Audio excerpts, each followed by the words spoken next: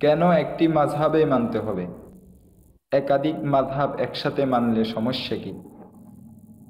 এর উত্তর হলো, একটি মাযহাবকে আবশ্যক বলা হয় এজন্য যে একাধিক মাযহাব অনুসরণের অনুমোদন থাকলে সবাই নিজের রিপু ও মন পূজারী হয়ে যেত।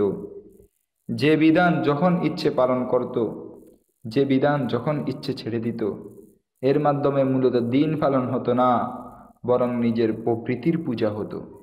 তাই চতুর্থ শতাব্দীর ওলামায়ে কেরাম একটি মাযহাবের অনুসরণকে বাধ্যতামূলক বলে এই প্রবৃত্তি পূজার পথকে বন্ধ করে দিয়েছেন, যা সেকালের ওলামায়ে কেরামের সর্বসম্মত সিদ্ধান্ত ছিল। আর একবার উম্মতের মাঝে ইজমা হয়ে গেলে তা পরবর্তীদের মানা আবশ্যক হয়ে যায়। যেমন, যখন মন চাইল, ইমাম আবু হানিফা রহমতুল্লাহিলের মাযহাব অনুসরণ করে বলে দিলেন যে মহিলাদের স্পর্শ করলে অজু ভাঙবে না। আর ইমাম শাফি রহমতুল্লাহের বক্তব্য যে মহিলা স্পর্শ করলে অজু ভেঙে যায়।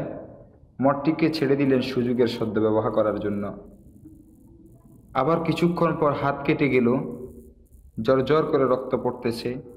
এবার যখন দেখা গেল যে ইমাম আবু হানিফা রহমতুল্লাহের মাযহাব অনুপাতে অজু ভেঙে গেছে, আর ইমাম শাফি রহমতুল্লাহের মতে অজু ভাঙ্গেনি, তখন সাথে সাথে মাযহাব পাল্টে বলতে শুরু করলেন, না না না, আমি হানাফি না, আমি শাফিঈ, তাই আমার অজু ভাঙ্গেনি।